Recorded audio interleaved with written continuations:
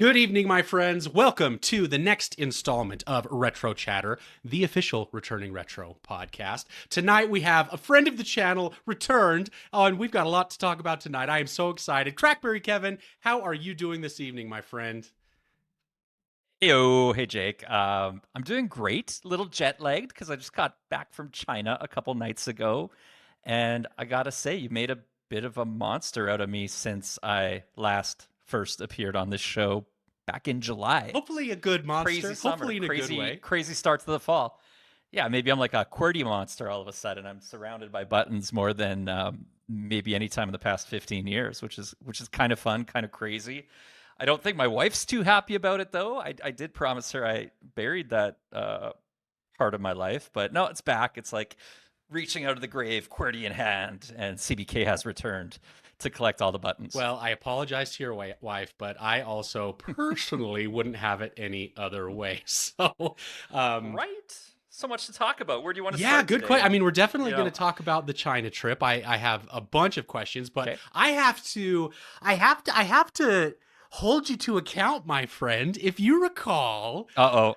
Uh-oh. last time you were on, I brought up a specific website. I asked you about it, BringBackBlackberry.com, and talk Yeah. about coy Mr. Kevin. Oh, I don't know, Jake. I mean, I can say it's real. It's you. This is you. Yeah, you caught me off guard with that one, and we weren't quite ready to talk about it just yet. And by we, I'd say CBK and my kind of partner in crime, Jeff Gadway. That was a little mischievous thing that we launched on a bit of a whim, but also a long time in the making. And I mean, how much detail do you want? You want the 5 minute version, the 10 minute I would say version? maybe, yeah, Because I maybe. can. So I wanted to kind of discuss the two different aspects of it. Like, why? Like, where did this come from? What Why? what Okay. what was the Why? motivation Yeah. behind it? And also, what's like, where are you going with it? Like, what's the goal? Okay.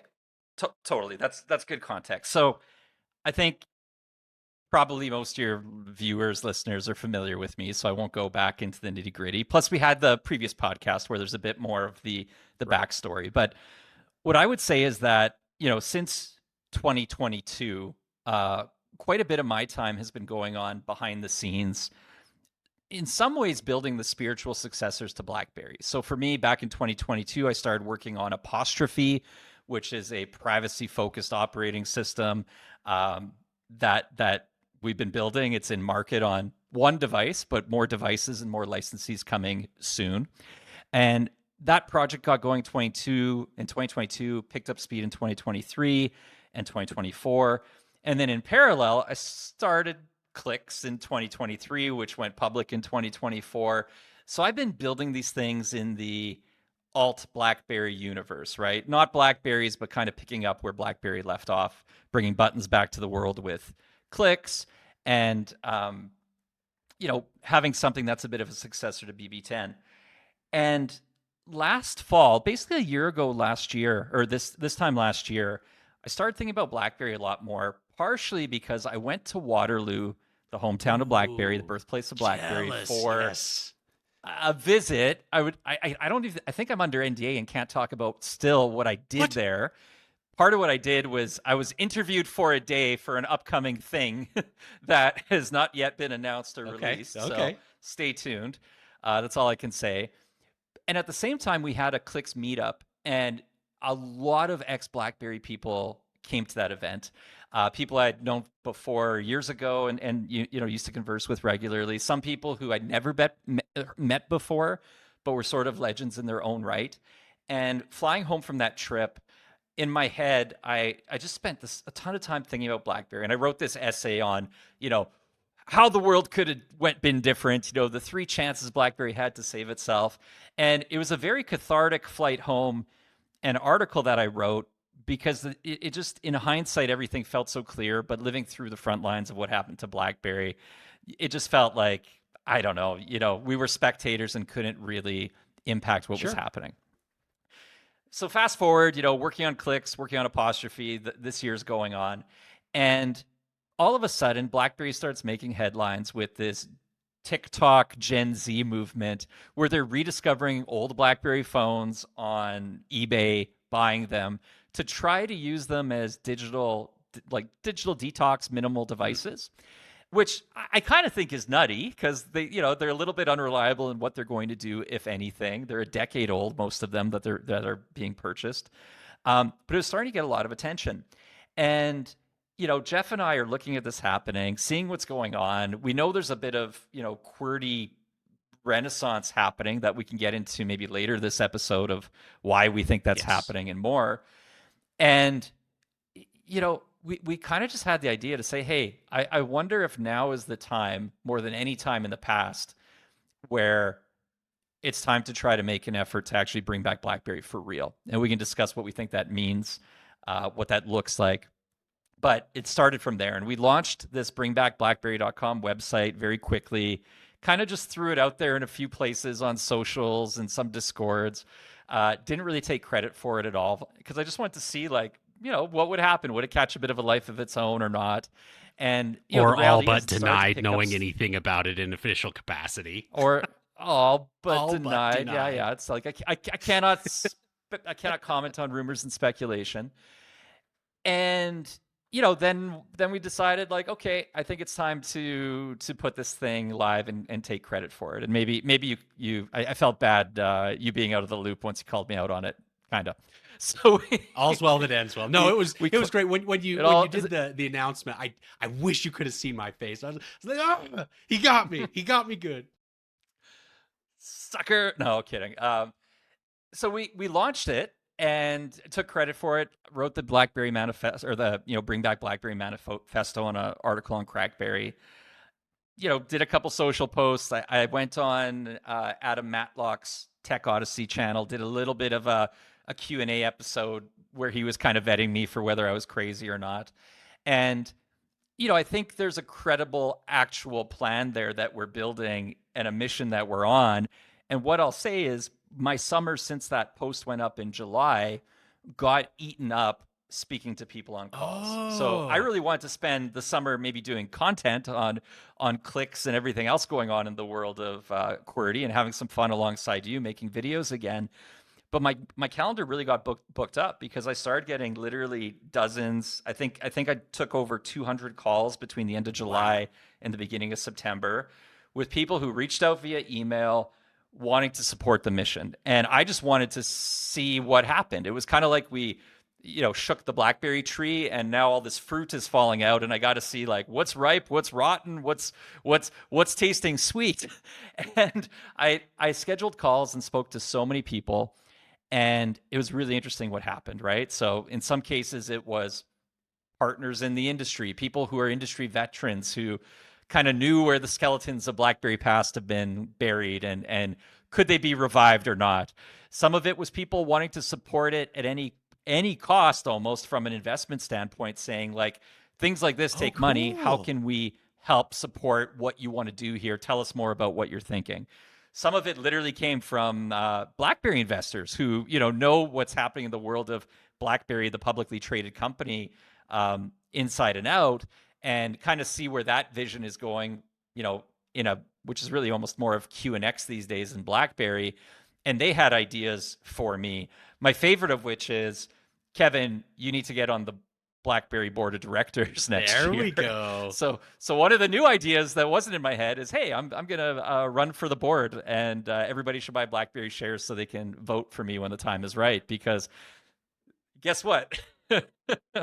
That's a seat at the table, and that's even better than it's a better seat than being the CEO of BlackBerry, is being on the board and having influence at that level. Because that's what boards do, right? They exercise authority and ideas at that level and hold management accountable. Well, and real quick, things like that are happening. Just for the listeners and the viewers that maybe aren't familiar, BlackBerry has, is it safe to say, completely left the mobile phone game? 100%. I mean, without a doubt, right? They sold off all their patents. They shut down the BlackBerry mobility division. Things like BlackBerry 10 OS are kind of decommissioned and shut down, and the cost to fire those things up again, I don't even think you could, because the people wouldn't be accessible who would know what to do. but you'd be talking, like add zeros to the biggest number you can think of to make it even an attempt. So when we say bring back BlackBerry, it does not mean resurrect, BBOS or BB10, because I don't think that's it.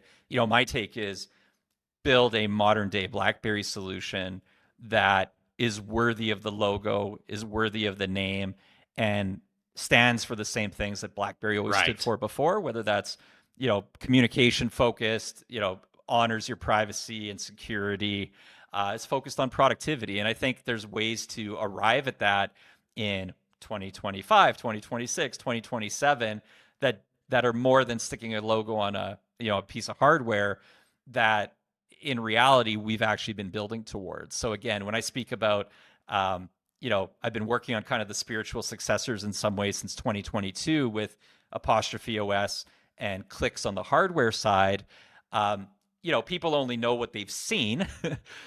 Clicks has a ambitious roadmap that spans years. I've used that line before, and people have seen maybe, I don't know, a third of our strategy. Ooh. And on the world of apostrophe, that's been cutting its teeth, less on the consumer side, but with businesses, some government divisions, high net worth families who've been really putting it to the test and using it there. And all of this is years of learning that are now compounding.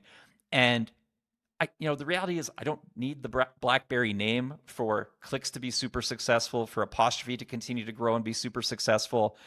But when I really think about it, if you were to get the BlackBerry license and sort of merge all those streams together, all of a sudden you have something that is a modern day BlackBerry solution and could be further developed into one, right? Where you really look at it. And one of the things I hear a lot when I talk to people who love QNX as it related to BlackBerry 10 is they think QNX was BlackBerry 10. And I'm like, no, QNX was the microkernel that had some really interesting attributes about it around how it was a self-healing OS and things like that. But once BlackBerry bought QNX, they spent millions of dollars and hundreds of thousands of hours of developer time to build out the user interface and the app ecosystem and everything on top of that. And when you look at the value of that, QNX at the core, while there's some very neat attributes, what BlackBerry 10 was all of the stuff that was built on top of it. And with what we're doing on something like apostrophe, which is built on, in some ways it's built in alignment with Android kernel. So you can solve what BlackBerry never could, which is actually have access to the apps. But then you have something secure and privacy focused on top of that kernel, which is open source Graphene OS. But Graphene, which is awesome, out of the box is also not that user friendly. It's not something you're going to like buy on a phone out of the box and be like, here you are. But if you take what Apostrophe's done in alignment with Graphene OS, which is add in all the services you wanted as a customer, make it out of the box more friendly, and then we were to BlackBerryify it, take it to that next level, and effectively I would rebrand it to BlackBerry OS or the new BlackBerry OS at that point. You could further build out the services where that would be something that functioned amazingly well, runs super fast, is super battery efficient and everything, because as soon as you strip out all of Google's claws from Android, the GMS version of Android, all of a sudden you're like, oh, who knew Android was so fast? We don't need all this flagship horsepower to run it, because 90% of the processing power is data tracking and app tracking and just reporting you back to the mothership. How come I don't have to charge my phone anymore? Yeah, the battery life is my battery life is a week. Wow, this not even mid-range processor, this low-range processor is super fast. Well, and the reason I asked that, you can accomplish a lot of things. And the reason I asked that is a little bit of a leading question, but BlackBerry's not going to do this. I think that there is probably as close to a 0% chance as we've seen over the last 10 years or so.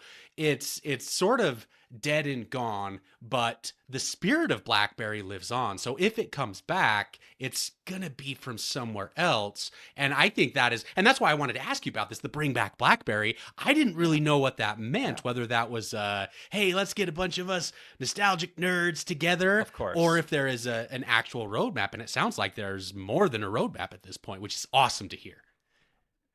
100%. And I think the reality is like, Clicks is going to execute on its roadmap and Apostrophe will execute on its roadmap. And those are independent paths.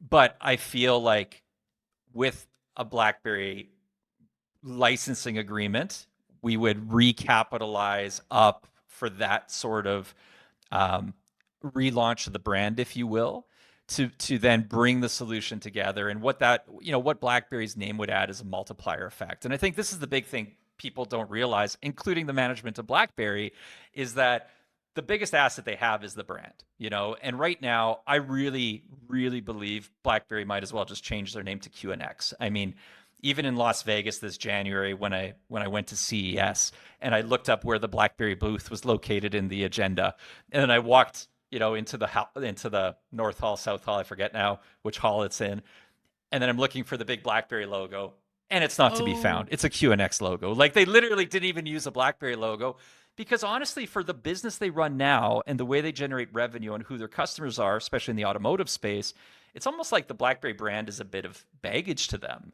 where they do have some services like, there's SecU Smart or SecU Suite messaging and some BlackBerry ad hoc mission critical stuff for enterprise. But those are government enterprise style customers. They're not millions of people on the planet. They're like handfuls you could update with a memo and an email and one little quick roadshow. But if you walk down the street in whatever city you're closest to and ask 1,000 people, hey, do you know what a BlackBerry is? All 1,000 people are going to, suggest something that looks like this, and that's where their memory is going to be, and that's their alignment between the brand and what they visualize as a product. And then when they think about what BlackBerry stood for, it's related to things like this, communication, and they probably remember it was business and privacy, security, and that's BlackBerry. And right now, the company that's operating is so out of alignment with the brand. I really believe they should change the name. And it's not a crazy thought, because the name never used to be BlackBerry. Until 2013, I think, it was Research in Motion. And I was one of the guys who was arguing at that time to change the name to BlackBerry, because I'm like, what the hell's Research in Motion? Like, everybody knows BlackBerry is the super brand. And I would argue with their CMO, Franck Boubin. I wrote editorials about it. And I kept beating the drum to change the name from Research in Motion to BlackBerry. And they did. And for me to think about, hey, change the name from BlackBerry to QNX, while it could sound crazy to somebody, hey, we already made it happen once. We went from RIM to BlackBerry. It's time to go from BlackBerry to QNX, and then do what Commodore just did, which is sell the name back to the fans, let the community build the devices that they want. And that's really that is a fantastic and very current example that this isn't a crazy idea. And we can deliver so much more follow-up success to the BlackBerry brand than BlackBerry the company can. And to your point, do they want to do this right now? Is there zero chance of doing this? I say, you're maybe right now, but I've outlived, lived as in been active longer than the original founders of BlackBerry, the management team that came afterwards with Torsten Heinz, the management team that came after that with John Chen, and, John DiMatteo, I always forget his last name, the other John, the new John, who I have yet to meet in person. It doesn't really matter if he doesn't want to do it now, because, let's be honest, what's the average lifespan of a BlackBerry CEO in that position? Good point. CBK outlives them all. So, companies may die, people may change, but movements and missions, they only stop if you give up. So it might take me 13 months if everything went the way I want it to go. It might take me 13 years if it's much harder and I need to wait for a BlackBerry leadership regime change. If Kevin gets on the board sooner, it's a new lever I can pull and exert some pressure in a very friendly, logical, pragmatic way. Or maybe I'm going to be on my deathbed and the company will be like, we're just going to give this guy the license for one day so he can go out happy. And maybe that's what will happen when I'm, hopefully a ripe old age. But either way, I'm not going to give up on it. And I think it's really been not only fun for me, but very just an empowering, enlightening couple of months since we spoke. Because once the mission is out there, life gets really clear. Like, you're very focused with your blinders on, and either what you're doing in the course of the hours of the day when you're awake are moving you closer to that goal, or they're moving you backwards, or you're kind of spinning your wheels on the spot. And I don't have time for spinning wheels, and I don't have time for moving backwards. So I've been very razor focused on where my time is going. And, again, even those 200 calls I had over July, August, early September, I start every phone call with a meetup so I can talk to the person and see the person I'm speaking to and figure out in 5 minutes if, hey, are we moving forward here? Are we going to just be kind of like sharing old BlackBerry stories, which I would love to talk about the joys of the 7290 all day long and how I love it, but not necessarily helpful right now. And then for the people who are, showing up with an ability to help, I'm being very thankful and figuring and not selfish, but I think just very, I'll use the word pragmatic again to say like, okay, this now makes sense for what we're building towards. And again, mission, vision, subject to get refined over time, because sometimes people bring better ideas to the table than we had to start with. So that story I gave you of, hey, the vision is clicks, apostrophe, bring them together if we get the license. That is a very focused plan that I know I can deliver on. But with some of the conversations we're having and have had, and conversations I might have 3 months, 6 months, 2 years from now, maybe the plan evolves, it gets better, and then and therefore that maybe becomes plan A, and what I suggested becomes plan B, and that's okay, right? Because now that we've planted this flag, the beautiful thing is all the ideas are coming my way, right? And we can work together with the sort of Bring Back BlackBerry team that's developing to really work through what makes sense as we progress here. And in the meantime, as we build traction, because the first goal, from my perspective, is let's try to get the petition list of people who've signed up with their email address who are following the Bring Back BlackBerry social accounts. Let's get that to 1 million plus subscribers and followers. Ideally 2 million plus. And then once we get there, the next milestone is the annual general meeting of shareholders coming up in June next year for BlackBerry. So let's see if I can get on the ballot and how many votes I can get. And it's crazy because, over 50% of the shares right now are owned by institutional investors.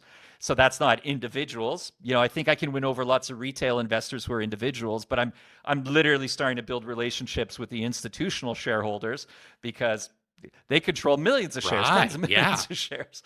So if you want to do it, you gotta you gotta put in the work. There's no just single blog post that's going to win it over. There's a lot of whining and dining and conversations that have to happen. So what I would say is, when you haven't seen me doing content very much the past couple months, it's not that I haven't been progressing this Bring Back BlackBerry movement, but there's been a lot of work behind the scenes that's been progressing really well on kind of all of those fronts.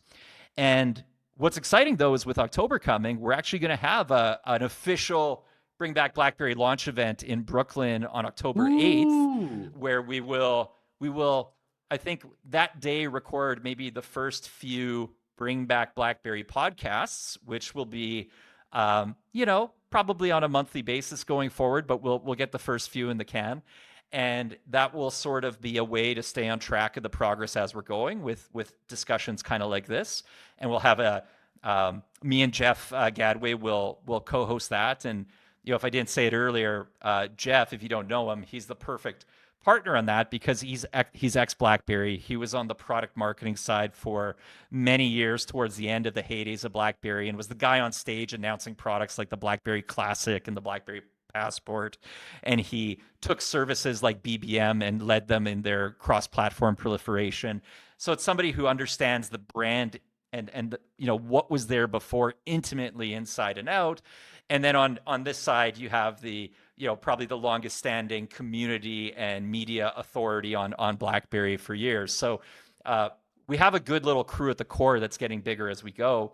And on the back of that, we also relaunched CrackBerry in the last. Yes. And that's actually, I'm just going to let you keep going because I was just about to ask about that. Are you inspired, Jake? Do you I believe. That is the question. But believing. So what's going on? So speaking of kind of things that have changed a little bit, CrackBerry, CrackBerry 26, I think as it's being named, when it will really go into high gear, is going a little bit of a different direction. And I know that this is something that is somewhat of a shared passion of yours and mine. What walk me through that a little bit. What motivated this new direction, this new trail that CrackBerry is blazing?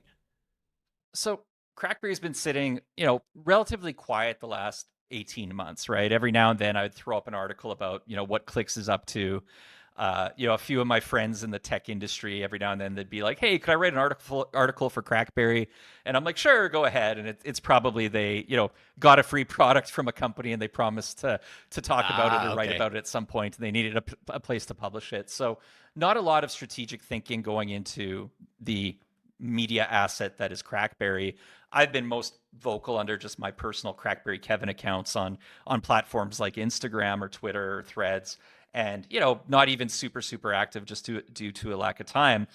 But with the Bring Back BlackBerry movement getting announced and picking up steam, I kind of need to sort out what is the relationship between all these things, and where do my interests lie, and where do I think something like CrackBerry, which really is an amazing media asset, where can we deliver the most benefit to kind of the ecosystem that's out there of device makers, of audience looking for products, etc. And the thing with a website like CrackBerry is it has a ton of authority from platforms like Google, which maybe matter less in this day and age of ChatGPT taking over search. But it still has the ability to publish articles that get into Google News and Google Discover and even Apple News and that kind of thing.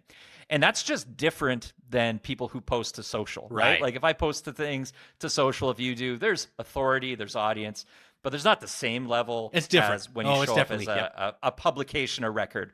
And if I think of CrackBerry as a publication of record, we are there to record history of something in progress, but also to be discoverable in the moment by people who want to be informed. It feels like obviously we need to cover BlackBerry and QWERTY products because there is this renaissance happening all of a sudden. But I think where those products live, and we talked about it a little bit on the last time I was a guest on your show, is they sort of fit into this new world of intentional tech, purpose-built tech, etc. And I love that, right? So if I think about where we started with CrackBerry and my previous company, Mobile Nations, we launched websites for each of the platforms. We had CrackBerry for BlackBerry, we had iMore for iPhone, Apple stuff, we had Android Central for all the Android smartphones and products out of there. We had Windows Central for what was the Windows Phone and grew into the Microsoft ecosystem of products.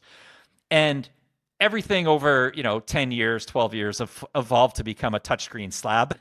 It got really boring. The smartphone became super powerful, but also kind of a Swiss Army knife of great, pretty good at everything, but not necessarily purpose-built for any one thing. Maybe the exception being a camera, because products like this iPhone 17 Pro here have insane cameras. Right. They're basically, I feel like the reason you upgrade is if you just want the best camera in your pocket at any given time, and then nothing else has changed that much in how you use your device, and even the cameras have probably been good enough for the last several years. But there's things they don't excel at, and they have these trade-offs, and I think we've gone through it. We talked about in the last episode. They are this dopamine addiction machine. You have to really be in control of yourself to not become a doom scrolling addict, especially the moment you open a social media app. And I think probably for our demographic and age, it was like Instagram is the worst thing on the planet. For younger kids, maybe it's TikTok. For my mother-in-law who's 81, it's Facebook.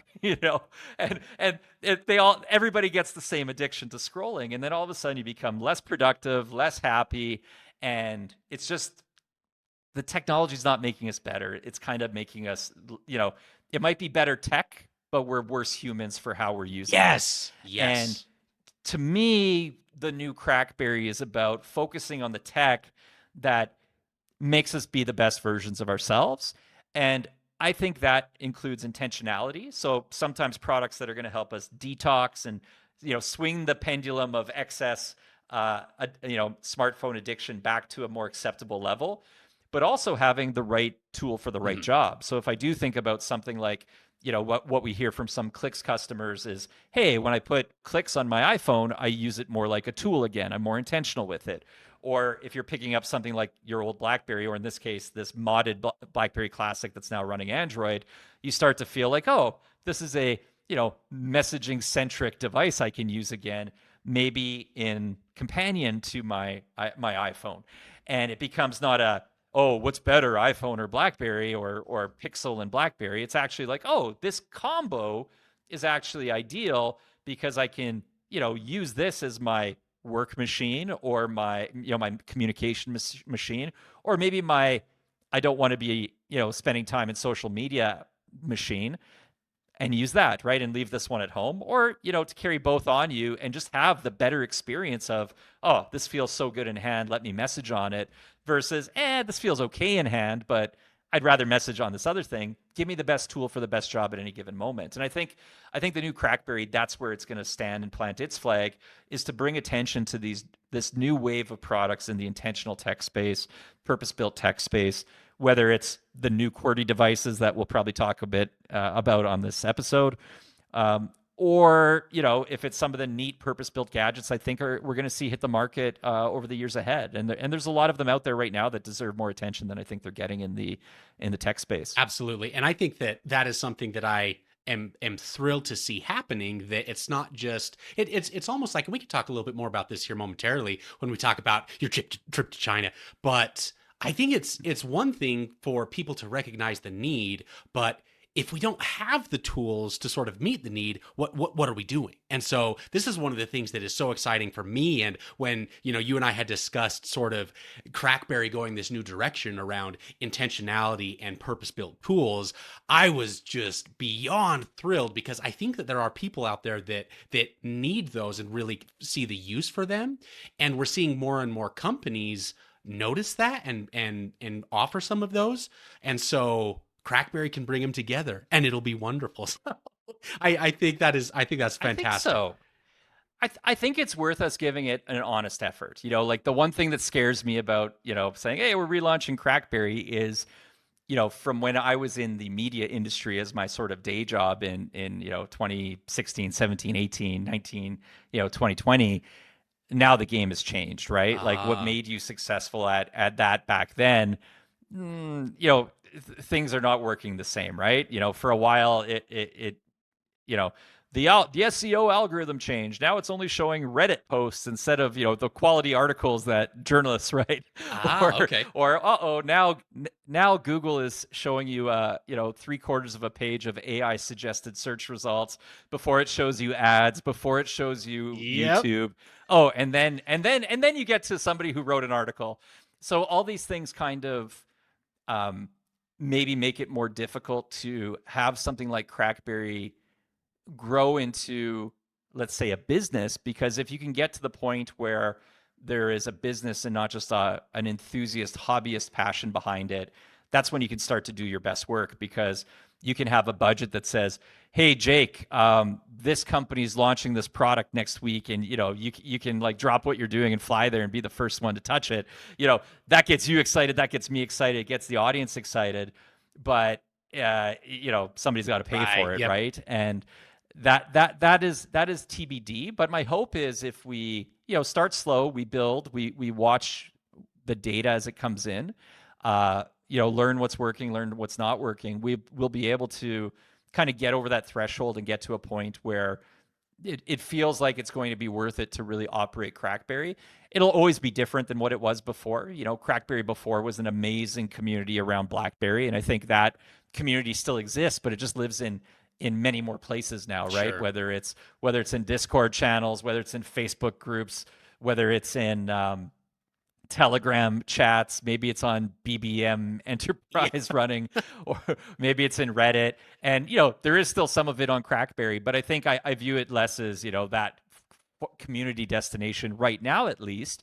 But it's a great place for us to put our thoughts down in a not just the video format, but written format, where we really think, start to finish about what we want to convey, supplement it with videos and photos and everything else, and, be that publication of record as this story unfolds. Because I think the products coming to market, the things that are happening, like the Bring Back BlackBerry movement, they're all exciting to be talked about, and you want to have them living in one spot versus, random Reddit threads and Discord chats that you just can't access anymore. So I think building that publication of record around intentional and purpose-built tech is I don't think it's being done by anybody in a really great manner yet. There's maybe guys like you, right, who are covering it on their YouTube channel. But again, I think that's like, once you want to go deeper, you go dig those up and you watch every minute. But to be able to just kind of get to the source of it and scroll and see what's happened top to bottom doesn't exist as well as it could. And yeah, I think we should build it. And I would say this is something that you make such a great point. And when I Google things now, I've encountered exactly what you described. You got the AI overview and then the ads and then the video. But I remember before you and I had ever started talking, or before I really knew much about the legacy of CrackBerry, whenever I would look for something, I was always thrilled when CrackBerry was at the top of the search results, because I knew the type of writers that were there. I knew the type of content was going to be very well done. And even to this day, CrackBerry isn't nearly as active, but when I do search, there's just a level of authority from, some of the other outlets, whether it's, Android Central, Phone Arena, some of those. And so I agree. And to see it around the intentional tech, the purpose-built tech, I'm excited for it. I really am. But, Let's move on to something I've just been dying to ask you about. You went to China. You spent some time on the other side of the world. I went to the future, and I would say the primary purpose for the trip was factory and supplier visits for clicks. So we have our iPhone 17 product coming, and we have some other stuff in the labs we're cooking. So it was a great time. A great moment in time that made sense to get out there for a couple days of those visits. And, lucky enough, I didn't think I'd have my iPhone 17 pre-production sample for a few more weeks. But, the factory knew we were coming out for a visit, so they like double timed it to get this. So I didn't even own an iPhone 17 while I was out there, because I'm like, I won't have one. I'll stay on my 16 Pro Max a few more weeks and upgrade once I was going to have clicks for it. And got to come home with this. So I'm super thrilled to be, I think, one of two people on the planet currently using an iPhone 17 Pro with clicks. But at the same time, since I was in China, I kind of reached out to everybody, and I know you helped with some of the coordination there as well. So I could meet some of these people face to face who are doing really cool things in the, let's call it the universe of buttons, or maybe it's the BlackBerry universe of products. Sure. And if it's not clear, I think as I tell this Bring Back BlackBerry story, I really view everything that's happening around QWERTY right now as just evidence that there's ongoing demand for what BlackBerry stood for before, whether it's buttons, whether it's being communication centric on your device, whether it is the aspects of privacy and security, which and just productivity that some of these different devices are speaking to. So I was able to meet with Unihertz in person. I went to their office in Shanghai, and actually came back picking up the first look at that consumer Titan 2. So this is, there's been a few videos of the Titan 2 on YouTube, but those were pre-production units that went out to some of the creators and media folks. So they weren't, final software, that kind of thing. But this is the first one that will be going out to the people who backed the Kickstarter project. And nobody get mad at them, because they even said, Kevin, we can't, I was backer number 48 on the Titan 2. So I'm like, I'm coming, I'm picking it up in person. And they're like, people are going to get mad at us. And I'm like, tell them I'm with the media and they'll forgive me. And I'm CrackBerry Kevin. Of course, I'm going to fly across the world to pick it up. So they were cool enough to give me this, but this is actually packaged. I have not unboxed it yet. I do have another one of the pre-production ones here that I was playing with. So I'm curious to see how they stack up, because I know some of the software got further refined. But this is the Titan 2 from Unihertz. Funny enough, I now call it the Titan 2, because if you look at the little letter I on the box, I just feel like it's not a Titan, it's a Titan. It's like the act so of Titan. It's a Titan. It sounds fancy. It's my CBK joke. I think it's still the Titan 2, but I'm going to keep calling it that. So we can talk about Unihertz, because I have some thoughts after seeing them. I did meet also with iKKO, who has that little square phone that's coming to market. that they are building a snap case for, aka basically their version of a clicks case for it. I wonder where that idea came and that's from. a fun story. Well, yeah, clicks. They told me. They're like, yeah, we bought your iPhone 15 clicks. Oh, they straight up said that. I did not know that. Yeah, of course. I mean, look, it's obvious, right? They even copied our colors from my exact Pantones from the iPhone 15 lineup are verbatim in what they're doing. But nice people, and we talk about that a little bit. So I have some thoughts and some, realizations.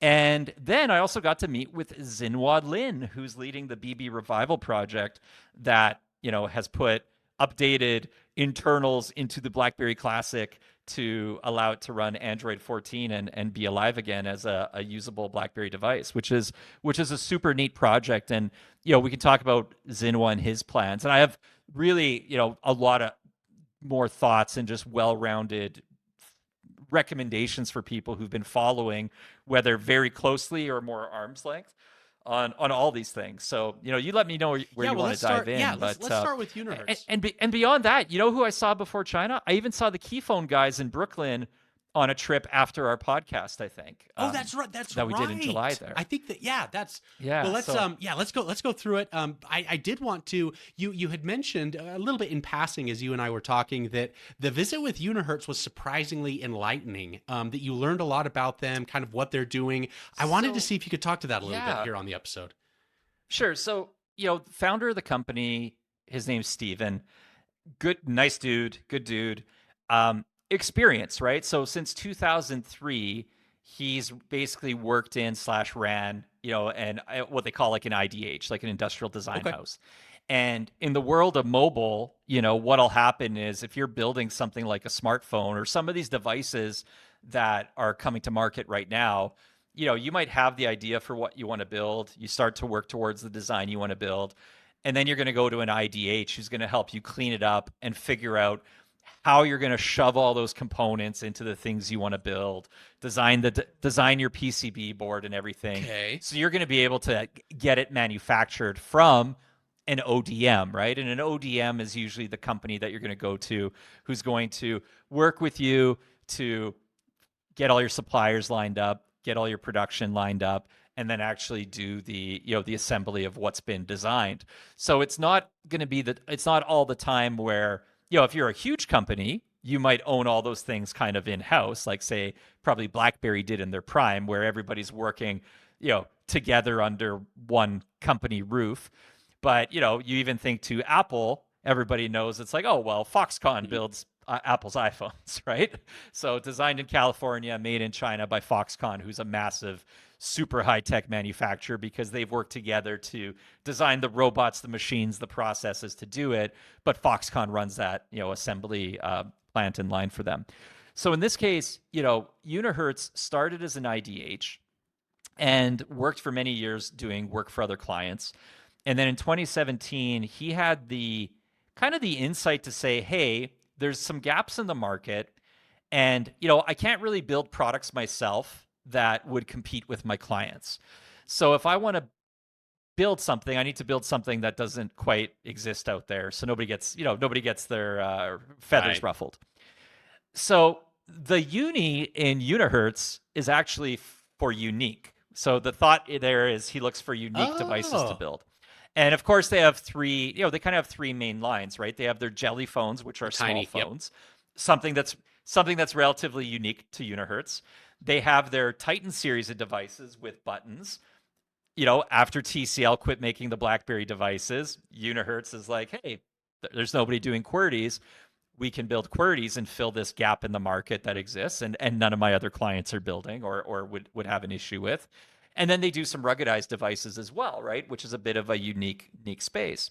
And the Hertz in the Unihertz name, that's actually because he's like, well, it kind of sounds like universe if you say it, Unihertz, universe. So it's kind of their universe of unique devices that they're building. And I'm like, never would have gotten that on my own. To me, it just sounded, it sounded like not a Western name slapped onto a product, right? So immediately, from a little bit of a brand kind of like, I don't know, I've never seen the Unihertz name or logo and gotten excited about it, or felt I'm like, yes, this is something I want. Now I feel like, oh, okay, I get where it came from and what they're trying to do, and that they're experienced in what they're doing. And I think as a IDH, they have a lot of experience with MediaTek chipsets, right? That's always been where they are most comfortable working. So it also makes sense, seeing what they've shipped. And then, from there, what was interesting is, I would say, and I don't want to give away info that's not supposed to be out there, but, the volume of units they actually do is not massive between all three lines. And the Jelly devices is their biggest one. It's not the keyboard phones, but the keyboard phones are important to them. And, I think they're going to keep building. So it's like, well, the Titan 2 is coming out now. I'm sure there's going to be another Unihertz keyboard phone a year from now, right? Like, they're not going to just stop. So that's good to understand. And, I think everybody gives them a hard time on the software updates, right? Which has been a bit of a problem that's plagued Unihertz. And I think some of that's been down to the chipsets they were using from MediaTek. So I think, I called Steven on that a little bit.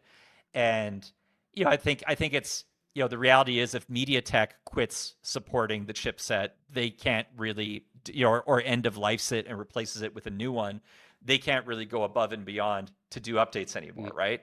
So more of the new MediaTek chipsets coming out have longer support time frames, which get into, I think, the 5-7 year style worth of updates. So I think it's a problem that starts to solve itself. There's still work they need to do. But I think also one of the challenges, of course, is if you're a Unihertz and they sell you a phone, and I think their pricing is quite economical, there's not a lot of margin built in there to do several years of software, because the problem plaguing, Android makers in general is, well, you sell it up front, you get the cash up front, and then you don't get paid again while you're expected to do all these things. So if you're at a huge scale, all these things start to blend together, and it nets out in a positive manner. But if you have, limited device sales, and now you're expected to do everything like as if you sold 50 million a year of these things, the economics get really difficult. And still expected to bring more new things to market. And still expected and bring new things, right? And I understand that. I mean, like, from operating clicks, the last couple of years, nothing's as easy as you want it to be. Everything is harder. The, cash flow for every type of company in this space is really, really tricky, to the point of, you need money to build inventory. You need money to sell. You need money to market and sell. And I think that's one of the other things is, unless you start building global awareness, it's hard to get, big numbers. And something like Unihertz has been discovered by the core community. It hasn't been, marketed with $100 million marketing budget or something, which would put it out there. So these things are really tricky to navigate. But I think, overall, I thought, good guy. I think they're running a very honest business. They're at a scale where it gets interesting. I think they have 76 people in the company, and I think that's across IDH and their what they build as Unihertz. They actually I think as of 3 years ago, they actually built their own factory now, so they could rely more on themselves than sort of on ODMs and supply chain that they were doing before, and have tighter control over things to improve. So, that's taking big swings, right? And they're still at a relatively, what I think of as a small scale. But they're making an honest go of it, and they've kind of probably, I'd say, crossed that initial chasm where everything is scary as hell every day. As a founder building, you're like, oh my God, the world could end today. It feels to me like they run economically, they know the game they're in, they're experienced. Is every product going to be amazing and a runaway success? Blah, blah, blah, blah, blah.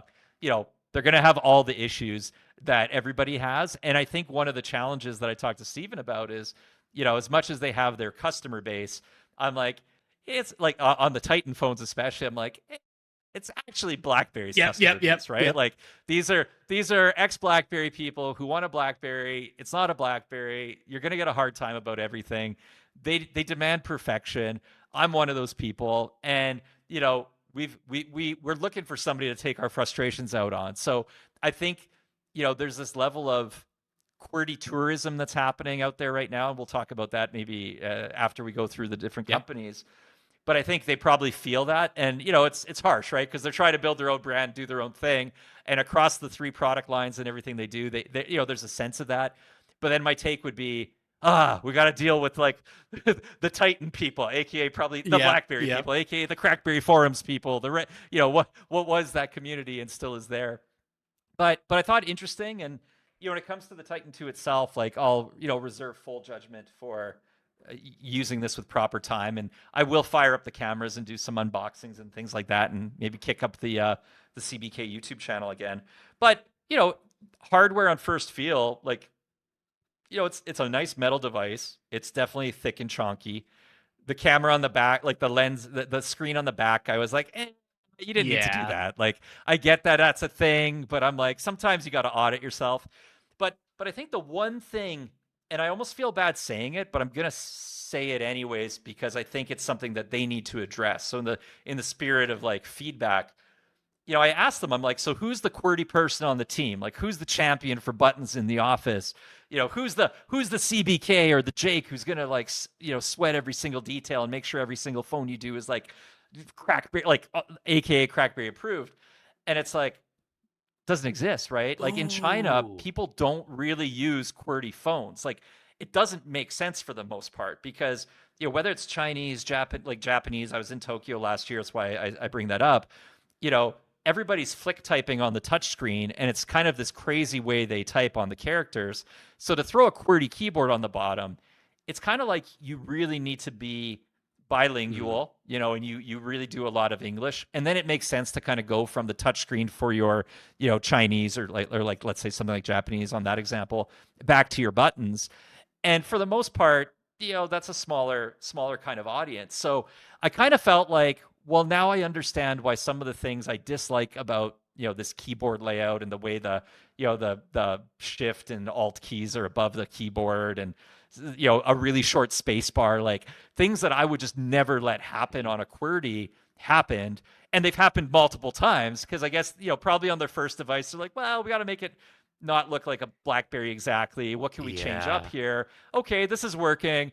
And then it becomes a bit of a design ID. So you bring it across your devices. And I just think like it should never happen. If you would have had an in-house champion or something, that would be, I was like, hey, if you want me to consult and advise and give you the, CrackBerry approved edition for a future device, like I'm available for helping everyone. Right. So I just felt that was interesting. So I kind of answered some of the questions I had around that company, and just really great though to see them.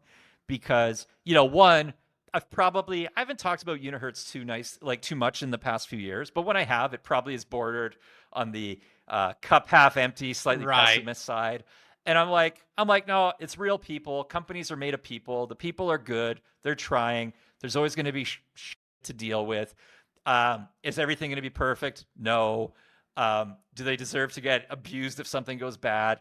Probably not. I understand we're all short on patience in this day and age, and places like Reddit and Facebook groups bring out the worst of us. It brings out the strongest fans and the strongest trolls and critics, and the people in the middle are kind of quiet. But I think for the people in the middle, it's all right. So walked away with a better understanding of them and really appreciate that. That actually adds a ton of, for me personally, like on a personal level, excellent context and backstory. Because if you've got a relatively small team, they're trying to make a name for themselves on making unique devices, but because they also have 3 very different product lines, they're just kind of thinly spread, and they don't have an in-house champion for the QWERTY devices. So that's cool. But it just it seems like they're doing a good thing. It just makes so much more. It makes so much more sense, right? And like, I see some of their posts on social and stuff, and like, I don't know. I feel like the story I just told you is the story they've maybe never done a good enough job communicating. Because then it would. Anything that you, I feel I've like never it heard would. Any of that before, Kevin? Yeah. And I'm an enthusiast. So, it's exactly. So for the people listening, it's like, okay, it's like I get who they are now, and interesting. So I think they'll be around for quite a while because they're a stable business. And they'll probably do some products people like, some that they don't like, some that they love. and they'll keep trucking along, and yeah, that's it, right? It's like good to have options on the market, and we'll see how Well, things that's go. cool, and I think that again, hearing his approach to it is really, I don't know, kind of reassuring and also kind of exciting to me. But I did want to let's shift gears over to iKKO Yep. iKKO Audio. So I had heard about them maybe a year or two ago with a really unique headphone thing that they had made, and then obviously with the Mind One, they've made waves. And I actually have emailed back and forth with them. They've been very respectful, super great to communicate Yep. with. What were they like? Who did you meet? What was that experience like for So you? So I really wanted to go to their office in Hong Kong. So like I found their address and I'm like, I think got an office. I think I want to go there. Now, um, the day I wanted to go there was a Friday when it was supposed to be a smaller typhoon, not the big, huge one that came through just like literally as I was trying to fly home from China. Um, so it was kind of like you can't meet at the Oh, office, right? And I didn't go there. I should almost went there because I'm always curious to see like, is it actually an office or is it a mailbox? right. Like, is everybody working from home? Is it a team of 5 or 50? Like what's going on? And they were kind enough though to meet me literally at the airport in Shenzhen as I was getting ready to fly to Oh, Shanghai, okay. which is where Unihertz was. And Shiki came. So if you remember the video they did, kind of announcing the Mind One, there there's a girl in it, and I think a lot of us were questioning like, is this an AI rendered video or not? Like she spoke really well, like she was just really good Uh-huh. energy. I'm like, is this real person or not? And she is real, and she's very nice, very Okay, good I'll energy. check So I'm that like, box. That was something not I an was AI. wondering as Check well. that I was box. like, Right? yep. I'm like, this is the thing you think about in this day and age. It's like, is this all a scam or is this product actually going to be Hmm. real? What is it here? So she did have a prototype of Mind One I was able to play with. That was like her Oh, okay. unit. She did not have the snap case for me Ah. though, which was too bad because, you know, my wanting to meet her, I was like, look, I'm gonna be in China. If it, I want you to have the best chance of like making your customers Mhm. happy. And I know anybody who orders that case accessory is going to be one of our people, Jake. Yes. It's going to be an ex BlackBerry person who wants Or it, maybe a right? clicks And person. they're going to Maybe be the maybe a most maybe a clicks well, tourist. who are Yeah. also, there's also a lot. Yeah, it could be a clicks tourist. Could be just, it's going to be somebody who probably has an expectation of what that thing needs to feel Oh, like. absolutely. Yep. Yep. And so I was like, let me get my hands on it, bless the buttons before you do your final manufacturing run, in case there's any really clear feedback of like this needs to be fixed or this is not feeling right at all.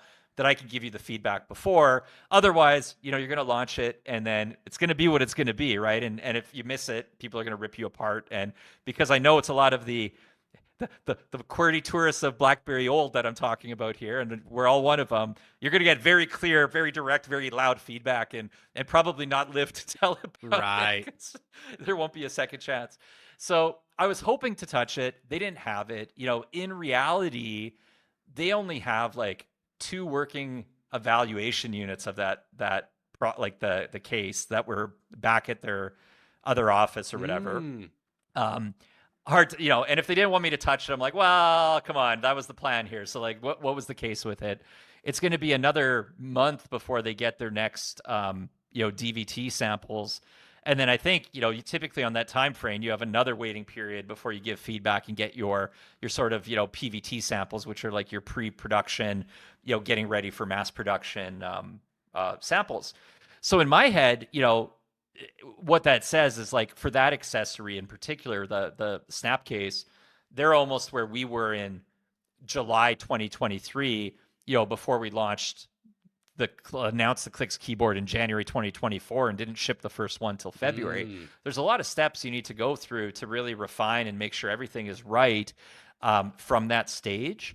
And so what I've seen of the case is what people have seen in the videos, but it's fairly easy to make a really nice looking video off of Yeah. pre-po, dummy samples kind of thing. So I'm a little bit like, I don't know, like I have a little bit of reservation on that product. But what was really cool is immediately she's like, oh, if you guys ever want to collab, like, you are, as in, clicks, it's like, you guys are so professional. You clearly know and care about keyboards a lot. Like, if you ever want to do anything, Oh, that's let's cool. work on So it, right? so And almost maybe that's invite not like the first elbow one. elbow. Well, it's almost like elbow. Just build this for our next phone, right? Or build this after we launch this one, because they're probably too far along this production process to do anything about it, other than maybe I could bless the buttons. But they were very, very sort of open to that type of a dialogue. So I think the concept and what I said to her, and I've said this on some of our previous Clicks casts, is that what's interesting about the eco concept of having a device within a purpose-built keyboard case for it, that's actually where Clicks started, because our CTO, Ling Chen, he built this phone back in 2017, 18, 19, the Pro 1, Pro 1X, and full touch device with a really nice slider, very complicated device to build. Learned a lot cutting his teeth building a phone like this that was huge. And his thought after building this was, well, if I'm going to do another phone, why don't I build a phone where the keyboard is an accessory? So his original thoughts around the Clicks concept and kind of like that idea and really figuring out how he would build it and do it was exactly that concept of add it to an existing smartphone. And as we went down that path, it's like, well, if we're actually going to do it, why would you start with the device that has 0 sales, 0 market share?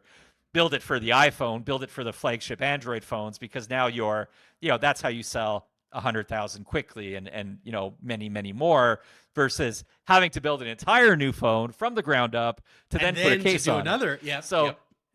And then to do another product that's literally like another product outside of a phone that most people don't know how to build, because it's easier in some ways to build a phone than it is to build something kind of novel like Clicks is, because your ODMs and people, like, they're not typically doing that. Case manufacturers know how to build cases, but you start throwing PCB and everything and into it, you're like, oh, this is not what we do. So they kind of picked as a concept something that was literally the birthplace of Clicks going back several years. Not something we've done, but to see the concept, I'm like, yeah, totally makes sense. The only thing is that thing is so small when you're just holding the screen. Oh. And if you pull up the touch screen, there's no screen left, right? It's kind of like the external display on your Razorberry or something without Clicks. So you end up always wanting to use the whole device. And the software they're building for that still felt to me like it's got a long way to go. So I haven't been paying close attention to their Kickstarter updates or things like that. But my sense was it's probably going to be very hard for them to stay on schedule if they're with something really polished, if that's what they're trying to do. But I could be wrong, so I don't want anybody to listen to this and start like, I heard on Jake's podcast that CBK said that they're gonna do this and that, because I think benefit of the doubt is like same thing. Nice people. I think what they're trying to do is like it's coming from a clear place, knocking off the Clicks very clearly, like conceptual color wise. I'm like, I did go toe to toe with them on that, but I'm like, I get it. Let's see what you ship, though, because if it's awesome, great. We got to raise our game, and if it's not as good as it needs to be, all right. Imitation is the most sincere form of flattery, right? So I'm kind of going into it with that cup half full mentality, but yeah, really nice. And I think same thing. Gave them feedback to try to hopefully steer them in the right direction. I think the one thing that was interesting is, I think Shiki said 80% of the Kickstarter pre-orders they have include the case accessory. Oh. And to me, that means, coming back to like who's buying the Unihertz product, who's buying this, who's buying Zinwa's product. I think there's like a lot of overlapping people. There's probably like 5,000 to 10,000 hardcore ex-BlackBerry people who are just willing to drop cheddar on whatever the new thing with buttons is and not even think twice about it. And, hoping for a new BlackBerry experience. Well, that's interesting, because I was... Neither Unihertz is that. iKKO's not that. Clicks isn't quite that. Like, none of it's quite that. But they're all trying. So I said, hey, that's a really interesting statistic. Just be in mind, I don't think you can think of those as your customers. And if you like survey them for feedback and things, you got to remember, like, they're not there for you. They're there for BlackBerry, right? Like, that's what they're actually there for. And they're going to tell you what they think, probably through that filter of that. So take it with a grain of salt, not my company, but like, just, be aware that, the data is going to skew. And I said the same thing to the Keyphone guys when I met with them, because, they have a version of their device that has a QWERTY in it, and they get a lot of active feedback. And I'm like, yeah, of course you do. Keep in mind, those aren't your people. Those are BlackBerry's former people, right? Well, so everybody has to kind of like level set, the feedback and the early adopters. And I was wondering about that specifically over to Eco. I asked, I was kind of what I was like, okay, we'll see when the dust settles. Is the Mind One going to have been more supported by small phone people or QWERTY phone people? And so if it's 80% of the, well, I think the Kickstarter is definitely going to be supported by QWERTY people, but for them to be successful as a business, with that product, I think the hope is it probably skews not that high, because, and I've seen it with clicks, right? Like, teaching people to use QWERTY who've never used it before in 2025, 2026, like, it takes a level of commitment, attention span, effort to get to the point where the juice is, the juice is worth the squeeze. And I feel like the average person is, much lazier and expecting the tech to do all the work these days. And, something with typing on buttons is a little bit different of a thing you have to teach people. Right. It's kind of like, hey, you can jump in a self-driving car, you can drive a stick shift or an automatic. And it's like, what the stick shift is the most fun. It's the best driving experience, right? Like, that's what the purists would want. But most people are not driving stick, right? And it doesn't mean there's not a place in the world for that. It just means there's probably less people with the willingness to learn the new skill. So I think it'll be interesting to see how they go. I do think, they are, to me, my takeaway, whether right or wrong, is I feel like they're probably quite a good marketing house. Like, their team is going to be good at marketing products, making you want to buy them. And I think when I look back at what they did around their headphone case, that is the case. But then when I dig deeper into, what are they doing, I think they're probably working with ODMs to, build the product and get a lot done. I don't know how much of the software, hardware is coming from them directly or partners they're working with. And, that sometimes doesn't matter, sometimes can matter a lot, I think, depending what you're trying to build. And I think if you are building, new software for a new UI, products like that clicks like snap case that they're doing, you kind of always want to hope there's a visionary there with a really clear direction of what is a great experience versus what is like, I shipped the spec, it's done. You want me to build this, it's finished, there you go. And that's what I don't have a good feel for is who is the person there also who's going to, really hold them to account if it's not good enough and hold it back if it's not good enough versus like, we built it, like it works, there you go, ship it. And maybe we get it and we're not as happy as, we want to be on the first go. So like I say it's like I'm cautiously optimistic for what they deliver, but I'll put the emphasis on the wrong. So then I'll put the emphasis on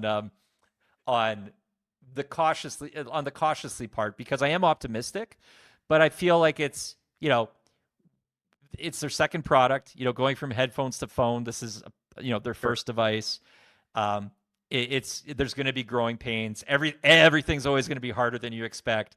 So it's just like I wouldn't say it's buyer beware, but it's just like if you pledged it and you're going into it, be pleasantly surprised if it's great, and don't be shocked if you're like, oh, it's a little rough around the edges still. So, which anything off Kickstarter, I think it's safe. You're more happy if you go into it with that attitude, right? Unless it's a well-established brand just doing like pre-launches, pre-orders on Kickstarter, which is a bit of the thing to do these days. Well, and I think that's another thing, kind of working almost towards Eco's favor is. They've launched products before. This isn't just a company that came out of the woodwork and everyone's. But I will say it is comforting to know that Shiki is real. It's a real thing. So super nice. So yeah, Kevin, I have to admit I am incredibly jealous of what transpired with you, with Zinwa Lin, and with Jeff Gadway. I mean, I cannot even put myself in your shoes. You know, tell the listeners who maybe aren't as Yes, familiar with the whole situation why that was we such a can. special meeting of the three of you there. We one night in Shanghai. It sounds like the makings of a Yes, movie. yes. um, so yeah, Zinwa flew in on, I forget what night of the week it was now, a Tuesday night, I think. Our last night in China before flying home, and he brought with him some, Q25s. He brought some other tricks for us to take home and play with here. This is Oh. a BlackBerry Passport keyboard modded up, and the guts that are getting updated in your devices. But what was so interesting is, so what's interesting about Zinwa is, as much as I just told the story of Unihertz and iKKO, I trip on my tongue when I'm saying it. They're, if I put my CrackBerry Kevin hat on, I'd be like, they're not CrackBerry BlackBerry people, right? They've come into the QWERTY game late.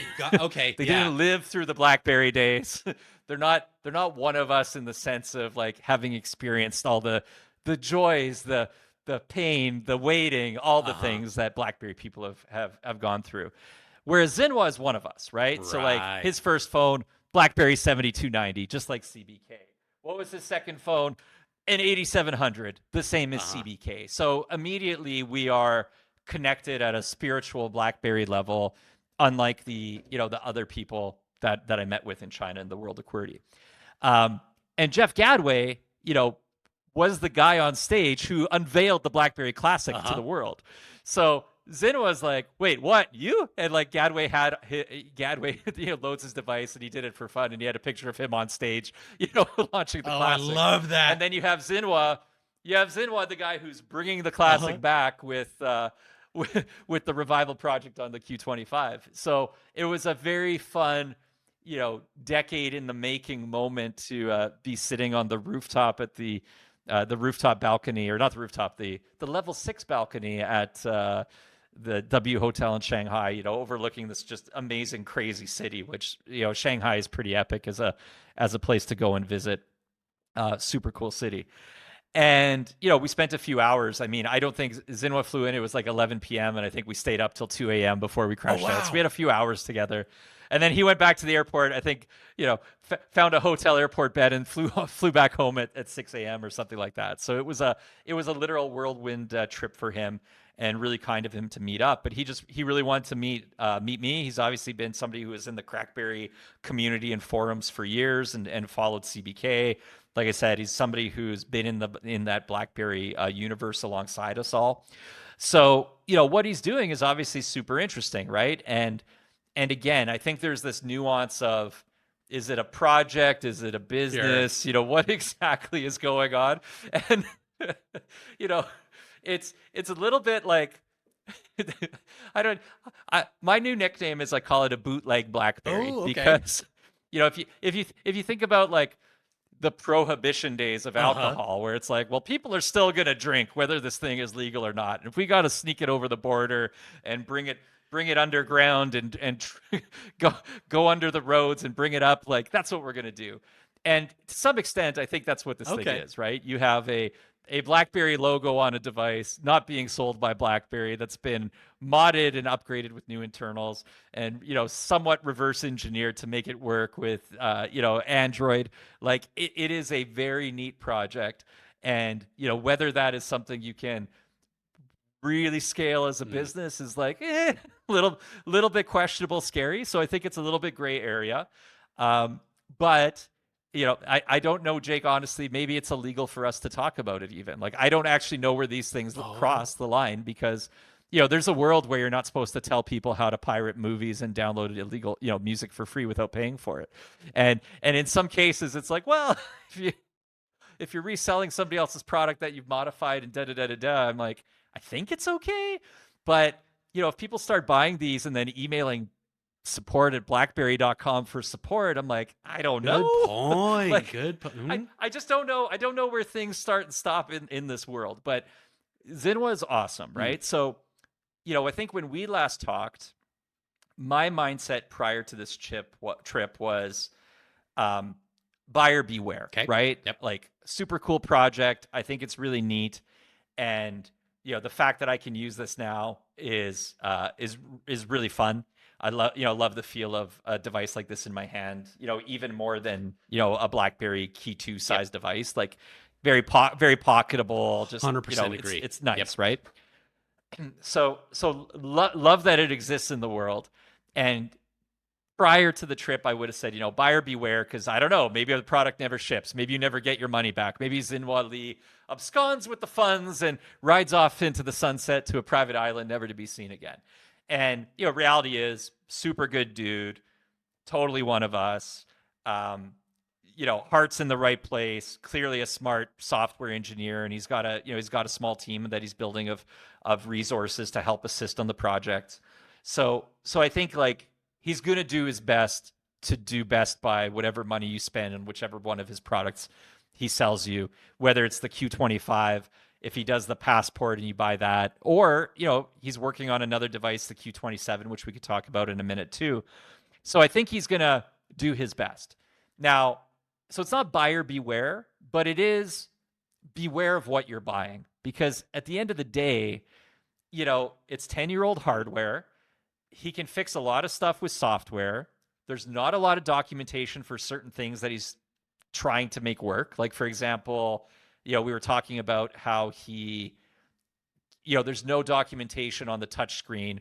So to make it take multi-touch, like being able to pinch to zoom, right now it's a single touch display. And, he thinks he can fix that maybe, but he's not sure. Gadway's like, I think I know the guy who was in charge of that at BlackBerry. Oh, no way. So like Gadway's pulling up LinkedIn, trying to figure out if he can message that guy and like pull in the right person who might know what to do, kind of thing. So, and there's going to be some stuff. And on the hardware side, the good thing is these devices are pretty well built, but when they start to ship to customers, if somebody bangs it up or something, how resilient is it? What do you have control over? Because you are sort of retrofitting, resto modding a piece of hardware.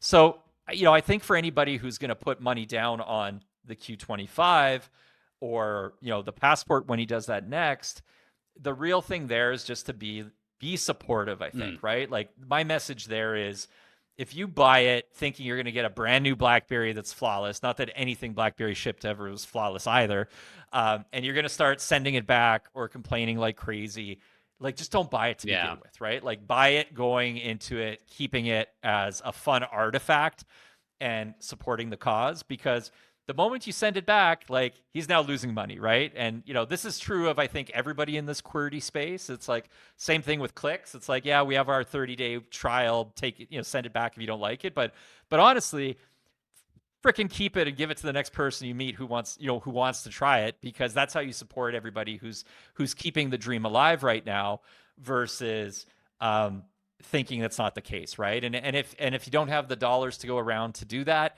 it's like, you're better off continuing to wait, I think. So, we asked him the question, and maybe to set the stage around the Q27, and maybe that's something you want to do, Jake, since I'm talking too much. No, you're doing great. No, you spoke to the man, and okay. I haven't. I admit that the Q27 is something I'm very excited about. Haven't had a chance to talk to Zinwa about it yet. But yes, I was going to follow up with what you learned about that and your take on that, because it's a very different thing than the Q25, a resto mod using some old with some new. The Q27, my understanding is they're making it all in-house. It's going to be a new device. They're making in-house a new device that looks like an old device, right? Yeah. Like, it's kind of an interesting way to approach it. So I think the challenge with this is, obviously, if you want to keep selling these, you need to keep getting supply of them, and they are an old device that's harder to come by. You do have issues too, like the one that I was given here, and I think all the ones I brought back, and Jake, I shipped you one, so you can confirm if this is accurate or not. But like, he ships it with a case, because if you take it off, like, this case is so tacky now, it's basically deteriorating. I have here one of my personal BlackBerry Classics with in our probably non-humid Canadian winters has been perfectly preserved. So like this feels like it came out of the factory yesterday, whereas this feels like hot trash on the back. So you're gonna have to leave it in a case, right?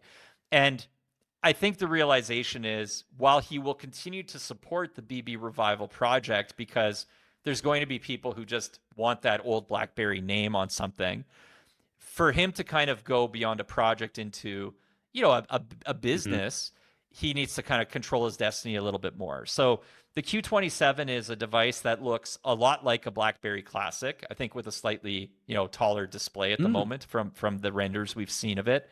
And it's a product they're going to build that's more ground up, where they have control over everything, right? So it'll have the chipset they want. They're going to effectively reproducing the classic keyboard, right? So not using an original, but I think a reproduction that, I have some stuff I won't talk about, but like I think the keyboard's pretty good, and I saw some earlier samples months back of it, and the sample they had felt pretty good. So I think it'll deliver there, and it becomes more of a device that will be new, right? But the BlackBerry logo will be gone, replaced with a Zinwa logo, and calling it the Q27. So a more, I would call it probably new, stable, more forward-looking, reliable maybe version of the Q25, but with no BlackBerry logos on it, right? And not 10-year-old hardware on the exterior. Right. So really neat. I think he's in progress with it. Like he's already been shelling out the dollars for what's called NRE, like the non-recoverable engineering expenses, and that that type of money is what goes to the IDHs, like we spoke about earlier, making these things all come together. So that's happening, and I think his initial batch will be relatively small. So not building the billions of them, but building probably a few thousand of them, which again, there's words like, your minimum order quantity. What's the minimum you can build to kind of launch a product? So I think he'll launch it in a fairly, reasonable, risk mitigated way. And, I think that's a device that he's excited about, simply because, he knows the hardware, software, he can kind of be in control of both ends of it. Whereas here, it's a little bit different story. So where there's certain things that are going to probably remain a little bit quirky around the edges. And I think one interesting thing, again, where I feel like me and Zinwa are really brothers from another BlackBerry mother or something, is, even when he walked up, what did he have? He had an orange iPhone 17 Pro Max already. So like the phone was only on the market for a few days, and that's his daily driver. And then he had his Q25. And, for him, like, he's the guy building it. And he was clear. He's like, yeah, to me, this is a secondary device, right? Gotcha. Like, I'm not going to put my primary in it and use this as my primary, because it's going to have a little bit of quirks around the edges. And, that's where I come back to the community and I say, like, look, keep that in mind, right? If you think this is going to be the phone you just like use flawlessly as your daily driver, you're going to have probably some disappointments, because certain things too, like the camera and tuning the camera software, like, that's hard, right? That's hard on a brand new device with brand new camera lenses, because software tuning to the chipsets and the lenses is like a lot of cost and time and effort. And on something like this, it's probably even more difficult. So I think I think there's just that reality around it, where he's viewing it as like, it's a complimentary hobby enthusiast, really fun device to have, but, not necessarily positioning it as that primary, especially on the Q25. But maybe on the Q27, for the people who really want that and are okay with it, and in my head, I'm thinking the people still clinging to their BlackBerry Key 1s and Key 2s and things like that, that might become a device that, floats your boat, right? And so really, really cool, really fun visit with him. I'm trying to think if there's anything else that sort of... Did he talk to you at all? Missing? Did he talk to you at all about where the... I'm trying to think of a good way to phrase this. Are there any particular regions or countries that have shown support for the project? Like, do most of the orders tend to come from? Did you guys talk about that at all? Like, I'm curious if this is a regional thing. yeah. QWERTY is very regional. I mean, I talked to this about with everybody we met, and I mean, I know from clicks as well, right? Like, especially the QWERTY keyboards. They are. It's like US is your biggest Mm. market. Then you kind of go UK/Canada. Then you go to some of the European countries that will still use QWERTY, even if they're like QWERTZ or Hmm. ZERTY. Like they'll, like your what is it? I guess Spain is a ZERTY and Germany is QWERTZ, but like they could still get by on QWERTY, no Hmm. problem. And those are your major countries, right? And then, like BlackBerry, there were other pockets of interest. Like Indonesia loved BlackBerry and was like the last, place of growth before it kind of, died off.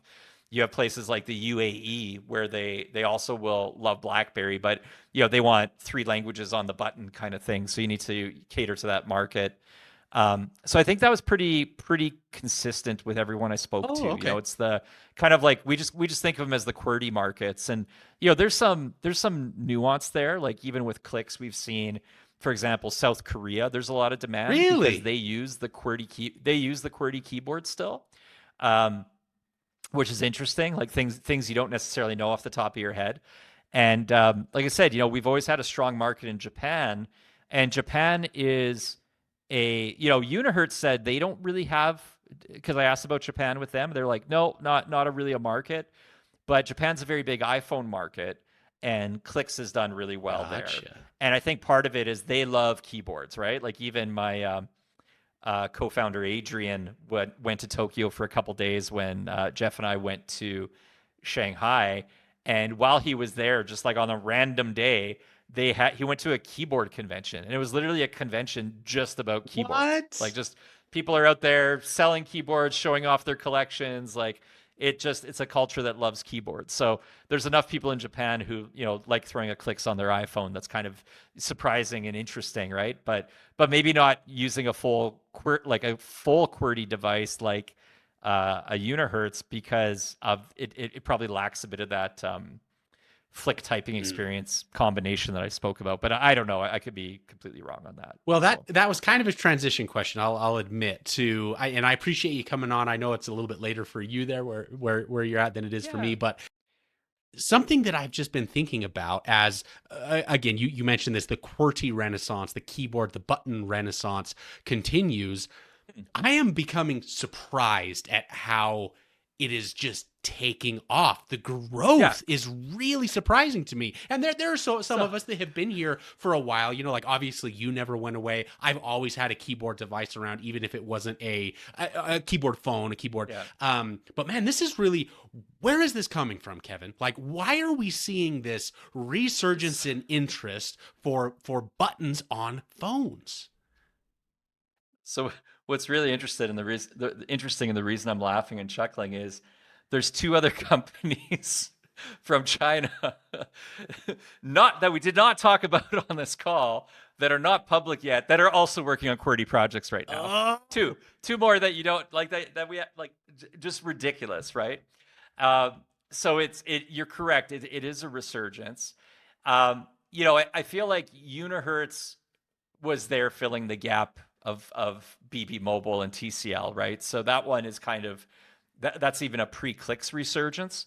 But I will probably claim credit to some extent on the success and attention that clicks has received for inspiring a lot of what's been happening. And this is something that we've heard from people, in China, where there's this, I don't know what the word is, like reputation or story that's like, oh, Clicks is doing really well with its Clicks oh. keyboards, and that's spurring a renewed sense of interest in it, right? So I think I think I've seen it a little bit. Some of it I definitely believe. Some of it I think is just very uh, in parallel. Like you look at what Zin was doing, and I think he just he decided whatever sparked him, and I didn't actually can't remember. I can't remember if we asked him like exactly what led him to the moment and decision to do it. I think it was a thought that was kind of in his head, and I think I think if I recall correctly, I think he bought a Unihertz device and just felt that was not it, Okay. right? Like that was not the solution for him. So I think in a way, like what sparked his interest in doing the revival was that Unihertz was not checking the boxes of what he wanted in a, a pocketable, smaller QWERTY, and he loved his BlackBerry, right? And then once he dug into it, it was like, I think I can make this work. I'm just gonna start, right? Action, a bias towards action, you might say. And then, once it got going and there was interest, I think it exceeded his expectations, right? I think initially he thought, oh, maybe, I will sell 100 or 200 or 300 of these things, and it's a hobby project. But, to be able to sell a couple thousand, which is effectively what he's done to date, that gives him the capital to work with to then, go ahead and like, okay, I can get a person to help, manage the community and my inbox, and, get some part-time developers helping and put some money into the next product, right? Because if he didn't have that, he wouldn't be able to go ahead and do something like the Q27 and kind of, roll the dice and take a bit of an entrepreneurial approach to leveling up. So I think, it just, he got going as a, I think I can make this work, and he's rolling with it, and he'll see where it goes, right? And I don't think he's under the assumption or ambition that he's like, oh, I'm going to sell, 500,000 units a year, never mind, 50,000. But I think if he sells, a few thousand or a couple times that, like, he'll be super excited with what happens. So, I think it's, good dude though. And that's it. But with some of these people popping up out of nowhere that are starting to do QWERTY devices, I'm finding it interesting because I'm not sure what they're going to find, right? And obviously some of the success breeds more success. So like Unihertz, for example, did quite well on their Kickstarter campaign. And I'm sure that emboldens the next company who puts a different twist on something to try to do the same. And because there is this group of us QWERTY tourists where there's probably, 1,000 to 5,000 people willing to drop, $400, $500, $600 on anything with buttons. It might just keep encouraging people to take shots at it. Because if you can do it, you're like, hey, I have a team of people. I've got designers. I got production. I can find the components.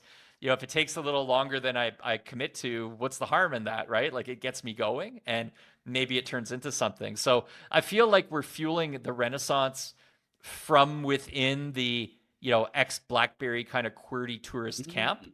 But at the end of the day, like, when I really zoom out, all of it's still at zero, right? Like, even, Clicks is successful, but to me, I look at it, our device sales to date, our, weekly active monthly user base, like, the number's closer to a zero than to a million, right? It's closer to zero than to 10 million.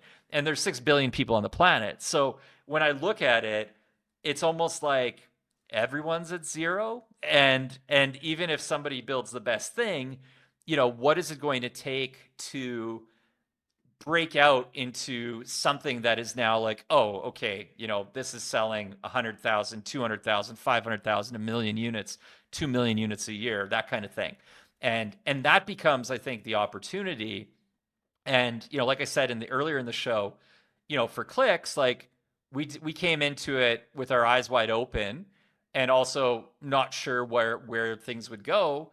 But, we have a roadmap that's ambitious. We have a strategy that has not been fully communicated to the marketplace yet.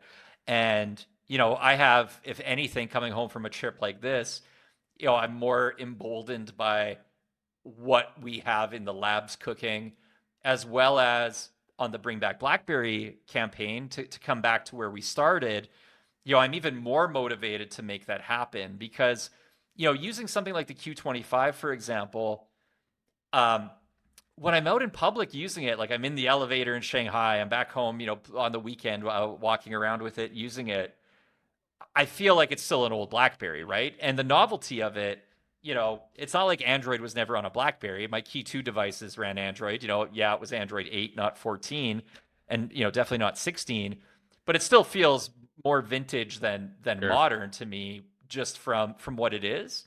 And, that's not going to reinvigorate the QWERTY thing to sell millions of units. So to me, it's like the opportunity is build a really, really modern BlackBerry, if you could, because that brand recognition, even if it did, not well by the standards of the big players in the space, it would still be, I think, magnitudes orders of magnitude larger than what a lot of these projects and startups could do individually. And even if we probably combined them combined them all together into one super QWERTY entity right now, because I just think like there's that much brand recognition on the planet for that style of device. You throw buttons on it and a form factor that's kind of, Pop-Tart like, and it's hard to not associate that brand with it. So to me, I'm like, I just more than ever want, us as in CBK and the community, etc., to get the rights to it. So it's not a bootleg BlackBerry, which is awesome, by the way, but it could be actually brought to the world at that next level of execution and modernized for not just where the world was, but like where things are going, but staying true to the pillars that made BlackBerry. Because I think the company's pillars from 15, 20 years ago around productivity, communication centric, mindful of privacy, very adherent to security, all those things kind of mean more today than they ever meant back during the BlackBerry heyday to the average person. And to our discussion of like intentional tech and purpose-built tech, like that is the opportunity for a modern BlackBerry to own. And I always think like everything in life is kind of this 80-20 rule. Like more often than not, Pareto efficiency holds true. And in the world of mobile, it's not really that. It's kind of like, there's iPhone, there's Android. That's the 99.8%, and then the 0.2% is all of our fun things we're playing with, because it's a big world with billions of people in it. And it feels like something needs to push back. And it's not that it has to push back at the expense of Apple or Samsung or Google, but I think it's more about the verticalization now. Like, everything went to touchscreen slabs, and then we've seen some novelty with foldables, whether they fold this way or this way. And that's creating a little bit of a vertical niche. But for the most part, it's this high volume, low margin game and race that everybody's been playing in market share to get to the profit margins, to build businesses, etc., that are sustainable. And as you go into verticals, and I think, the models that are being explored around all these QWERTY devices, there's a way to start out with a smaller order volume. You need to manage costs. You need to manage everything very carefully, but you can hopefully not go belly up launching and servicing your market. But to really cross that chasm into meaningful growth, needs obviously a killer device, killer experience, killer brand. You need the marketing budget. You need the awareness to just bring enough volume to what you've built. And on say the clicks front, we're obviously have a strategy that we're going to try our best to execute against that. But if I just look at like, if we did a strategy with the BlackBerry brand at some point in time, like with the OS we're building from Apostrophe, et cetera, you bring it all together, it's like, it's a multiplier effect. So without getting into any details or specifics or anybody listening holding me accountable to too much, I'm just more excited about what we're trying to achieve there. And hopefully if you listen to this, you take away that it's not a pipe dream with by some BlackBerry fanboy blogger, right? Which there's nothing wrong with being a BlackBerry fanboy blogger or YouTube creator. Those are the best things ever. But there is actually, a legitimate plan and a lot of work behind the scenes happening to put these pieces in place, and we'll see where it goes, right? But if the dream happens, that's like just amazing, right? That I have huge excitement for. But if it doesn't, I'm still really excited for what we're trying to deliver on that end. And then I'm excited for everything that's happening around it, because again, I think it just validates that, or at least I can validate to my wife I'm not crazy, as we probably risk, our retirement savings to make things happen. Well, and we are all in the community very appreciative for for you sticking your neck out, and honestly, everyone that does. I imagine these companies, all of the ones that we've talked about today, including Clicks, it's really a risk. And I know that there are, speaking for myself, but I also know many in the community, very, very grateful for these options that these risk takers are able to provide us for. So thanks for that. And thanks for coming on tonight. Maybe one other thing, you had mentioned a Bring Back BlackBerry kickoff. Where can people find more details about that? Or I don't know if there are any invites going out, or where can people follow? There will be. So, I mean, I'm not sure which day you're going to publish this Mm. live, if it's going up on September 30th or October 1st or something.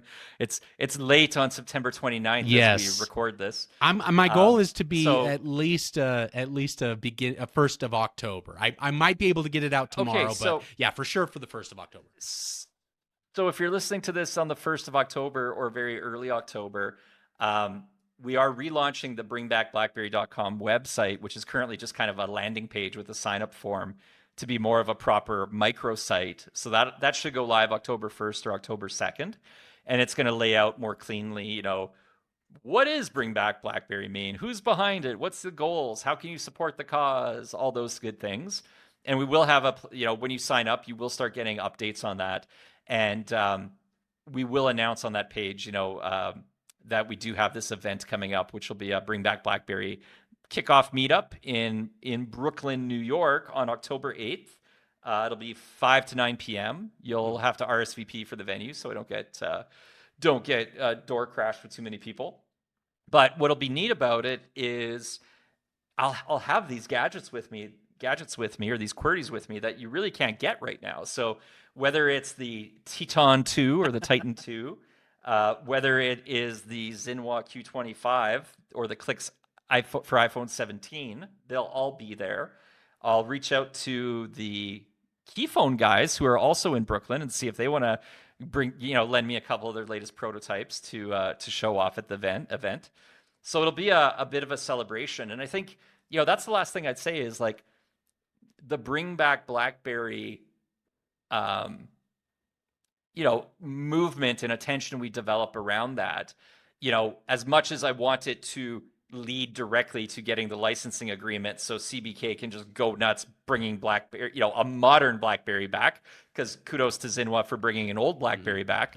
I think at the same time, what I'm happy to do and what I want to see happen is that the attention that we get on that campaign really helps support everybody who's building in this space, whether it be Clicks or Zinwa, Unihertz, et cetera, et cetera. So I think there's plenty of room for growth, as we talked about the last time I was on the show, and I quite literally mean that. So at the BlackBerry Bring Back BlackBerry kickoff meetup, we can explore some of these other devices from the ecosystem and world of the BlackBerry universe. Awesome. Well, Kevin, thank you so much for coming on. I mean, I feel like we're really just scratching the surface of everything happening out there in the QWERTY Renaissance. So I'll definitely be inviting you on again. Always a pleasure to chat with you. And folks, go ahead and follow CBK. Maybe one final thought. Where are you at? I know we talked about it before, but other people, maybe you're seeing you here for the first time. Where can they find CrackBerry Kevin on socials and online? Yeah, so if you search at CrackBerry Kevin on Instagram, on X, on Threads, on YouTube, and LinkedIn, I'm on all of those. Instagram tends to be the one where I post the most frequent updates.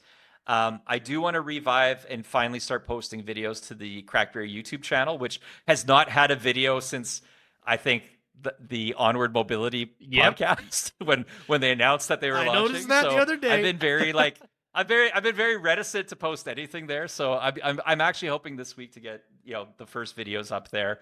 And again, what I'd say is, don't think of me as old CrackBerry Kevin, where I was a kind of like content creator and media guy at the core. I think what I'm trying to do is build stuff here, and in the case of Bring Back BlackBerry, it's lead a movement and make it happen. I'm trying to build products, whether it's Clicks, apostrophe, but I value content, and I'm a content guy at the core. So for me, it's more about leveraging content where it helps further everything we're trying to accomplish.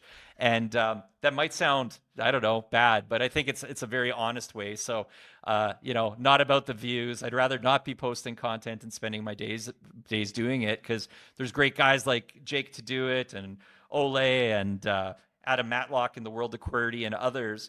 But I think where I can post my thoughts, ideas, and I have stories to tell, and insights to share, I'm going to do just that, and try to have some fun doing that while being in business building mode. Awesome. Well, thanks so much, folks. This has been another episode of Retro Chatter. CrackBerry Kevin, always a pleasure. We'll see you again soon. Peace.